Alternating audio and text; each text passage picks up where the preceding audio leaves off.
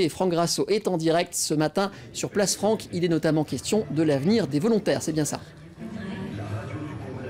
Exactement. Alors oui, on peut dire qu'aujourd'hui on passe dans la phase plus politique en fait de ce congrès avec la venue du ministre de l'Intérieur Gérard Collomb dès ce soir. Son discours lui est attendu pour demain et puis la présentation ce matin du rapport de la mission volontariat. Il s'agit de faire progresser le nombre de volontaires. Ils sont actuellement 194 000 en France et on aimerait les faire progresser jusqu'à 200 000. C'est tout le modèle français qui repose sur leurs épaules puisque 80% du corps des pompiers est composé de volontaires. Alors pour en parler, j'ai à mes côtés l'une des membres de cette mission volontariat, c'est Catherine Trundlé. Bonjour. Bonjour. Alors, il s'agit déjà d'enrayer en fait la chute du nombre de volontaires en fait, hein, c'est ça. Oui, cette chute, j'ai envie de dire, cette hémorragie dans les effectifs des sapeurs-pompiers volontaires ne date pas d'hier. Il y a eu un premier plan qui a été mis en œuvre et qui a finalement seulement réussi à stopper cette hémorragie. Notre volonté aujourd'hui, c'est de redynamiser le recrutement des sapeurs-pompiers volontaires, de diversifier aussi, notamment les recrutements. Exactement, puisque nous allons parler justement d'une des diversifications, puisqu'on ne forme plus aujourd'hui les pompiers volontaires qu'au feu, mais aussi au secours à personne qui représente l'essentiel de l'activité. Nous avons vu ça du côté de la caserne du Petit Abergement, c'est dans le département de l'Ain. Voyez le reportage de Yaël Marie et Laure Crozat. Ce jour-là, il y a du mouvement à la caserne. Ce n'est pas si courant. D'habitude, les pompiers sont plutôt d'astreinte à la maison, mais aujourd'hui, c'est jour d'inventaire. Moi, je suis correspondante pharmacie, donc j'ai des heures qui me sont consacrées à faire justement l'inventaire de la pharmacie. Et puis sinon, on vient à la caserne pour des manœuvres et puis aussi pour des interventions de temps en temps quand même. Ici, le bip ne sonne pas tous les jours. Pour prendre en charge 80 interventions par an, aucun professionnel, les pompiers sont tous des volontaires. Au début, je prenais peu d'astreintes parce que mes enfants étaient en bas âge, qu'ils avaient plus besoin de moi. Et puis là, maintenant, je peux en prendre plus. Ici, c'est quand on peut, en fait. Ça marche sur ce principe. Les astreintes sont assurées nuit et week-end, mais pas toujours en journée.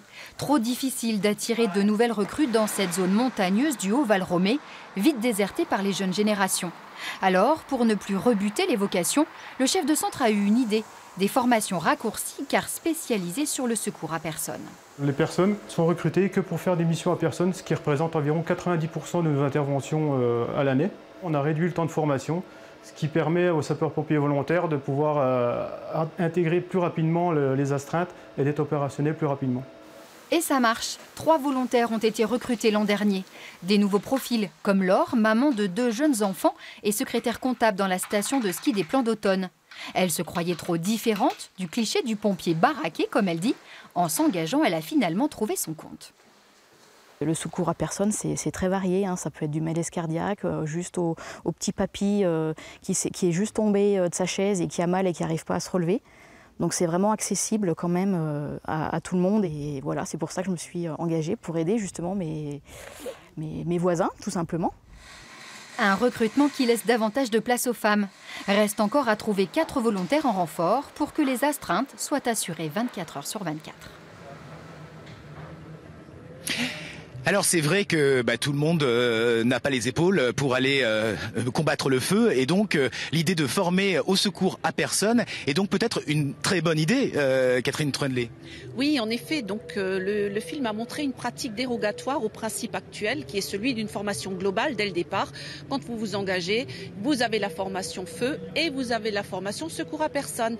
Et nous voulons maintenant ériger en principe, c'est un changement de paradigme fondamental, que lorsqu'une personne veut s'engager chez les sapeurs-pompiers volontaires, on lui imposera la formation secours à personne puisque ça correspond à 80% des interventions quand même et la formation feu si elle le souhaite ou seulement au bout de 3 ans. Et ça permettrait de faire entrer plus de femmes aussi.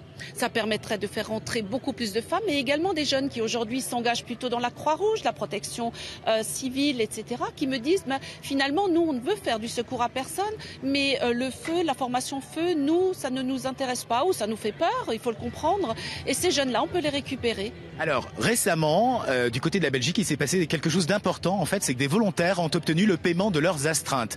Si, en droit européen, on arrivait à traduire cette mesure en France, j'imagine que ce serait une vraie catastrophe parce que ça coûterait très cher. Oui, c'est une directive européenne qui date de 2003.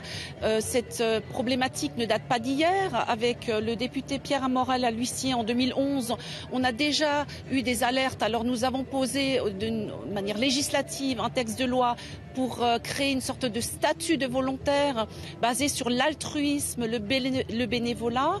On s'est un petit peu endormi sur nos lauriers, j'avoue, et maintenant c'est vrai que cette nouvelle décision de la Cour européenne de justice met le feu.